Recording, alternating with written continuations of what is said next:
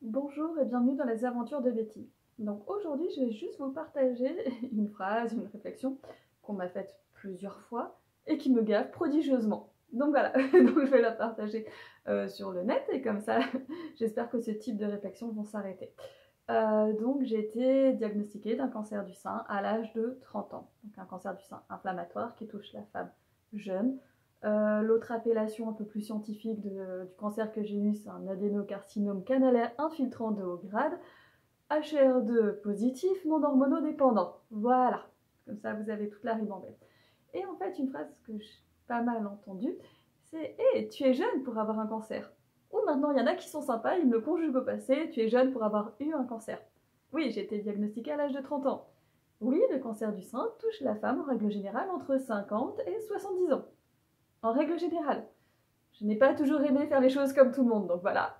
Il y a aussi des jeunes femmes plus jeunes que moi qui ont eu la malchance d'avoir un cancer du sein. J'en ai rencontré plusieurs, entre 20 et 28 ans.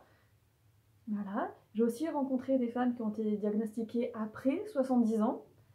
J'ai aussi entendu des fois qu'on leur disait qu'elles étaient vieilles pour avoir un cancer. Pourquoi? Vraiment, pourquoi? Ça change quoi? Je veux dire, c'est moi quand on me pose cette question-là, donc il y a plein de fois, j'ai réussi à répondre avec humour, avec autodérision, second degré, tout ça, tout ça. Mais selon les jours et selon la quantité d'humour disponible ou juste l'énergie disponible à ce moment-là, et qui des fois, hein, j'ai fait plusieurs vidéos sur la fatigue, etc. On est d'accord que des fois, on n'a pas envie de répondre gentiment, on n'a pas envie de répondre avec humour. Vraiment, on n'a juste pas envie. Et en fait, je ne vois pas ce que change, ce que ça change. Que vous le disiez dans votre tête, c'est une chose. Que vous le disiez à d'autres personnes, c'est une chose. Pourquoi à moi? Pourquoi à moi, vous me le dites? Donc oui, quand je suis de bonne humeur, en effet, je réponds eh oui, c'est comme ça que j'ai su que j'étais toujours jeune. Voilà. Ou, ah oui, t'as vu, mon lifting, il est super bien réussi. Hein, on dirait pas que je fais pas mon âge. Ouais. Et il y a des jours, j'ai juste envie de me dire, vous attendez à ce que je vous réponde quoi? Oui, j'ai eu un cancer à 30 ans, mais je l'ai cherché. Je suis allée me promener à Tchernobyl en faisant des cercles, en invoquant le dieu des cancers. Oui, je fume, je bois, j'ai une mauvaise hygiène de vie. Je ne fume pas, je bois qu'occasionnellement lors des apéros et je ne me faisais pas un fast-food tous les jours. Donc mon hygiène de vie n'était pas impeccable, c'était pas non plus la pire qui soit. Vous attendez à ce que je vous réponde quoi? Vraiment. Je suis censée vous rassurer sur votre propre finalité, sur le fait que ça m'est arrivé à moi mais que ça ne va pas vous arriver à vous. Euh,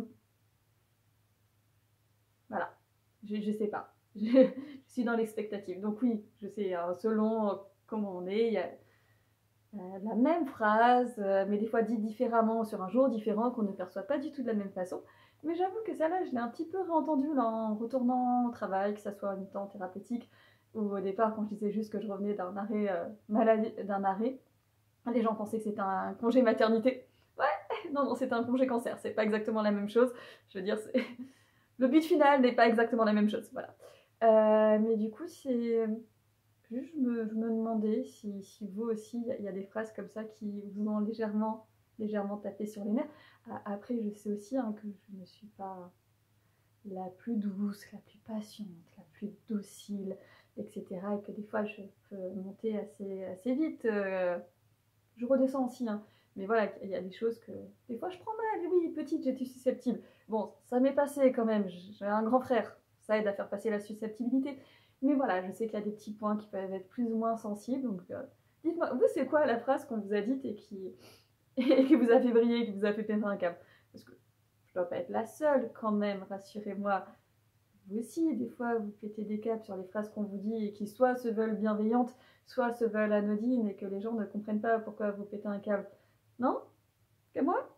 Bon bah, voilà. Donc c'était une vidéo qui n'avait pas vraiment beaucoup de but, si ce n'est que d'évacuer. Donc oui, je sais qu'il y a une gentille dame en commentaire qui m'a écrit que dans ces cas-là, il fallait avoir un journal intime. Mais j'en ai un, j'ai un journal où j'écris tout plein de choses qui me permettent d'évacuer toutes mes émotions, mes sentiments, d'écrire ce qui me saoule, d'écrire aussi le positif pour qu'il s'imprègne. Donc je l'ai et qui m'a dit, voilà, d'écrire plutôt ça dans un journal intime et de retourner dans l'anonymat. Chérie, je suis toujours anonyme. Je veux dire, je suis personne de connue. Il manquerait plus que ça d'ailleurs, que je sois connue, mon Dieu. Le monde serait tombé bien bas. Enfin bref, donc je voulais juste savoir si vous aussi, il y avait d'autres phrases qui vous avaient perturbé dans ce style-là. Et si c'est le cas, dites-vous bien qu'en fait ces phrases, elles sont pas dites contre vous. Oui, je sais, je viens de passer 5 minutes à m'énerver sur une personne imaginaire, mais elles sont pas dites contre vous. Je pense que des fois, il y a des propos qui sont maladroits, qui ne sont pas dits méchamment, mais maladroits. Il y a juste des gens qui sont pas conscients de ce qu'ils disent, de l'impact que ça peut avoir selon dans quel état on est. Et c'est vraiment ça aussi qu'il faut se rappeler, dans quel état psychologique on est à ce moment-là, parce que s'il faut, comme je vous disais, la même phrase un autre jour, excusez-moi, on le vit nettement mieux. Mais des fois, les phrases comme ça sont beaucoup plus révélatrices des personnes qui vous les disent que de vous-même. Voilà. Après, faut pas croire que parce qu'on a un cancer, on devient tout de suite beaucoup plus zen, calme et positive. Oui, ça change la vision des choses, de plein de choses. Oui, il y a un avant, un après. Oui, ça modifie certaines perceptions. Mais non, ça ne fait pas de nous des grands maîtres de la sagesse, bien évidemment.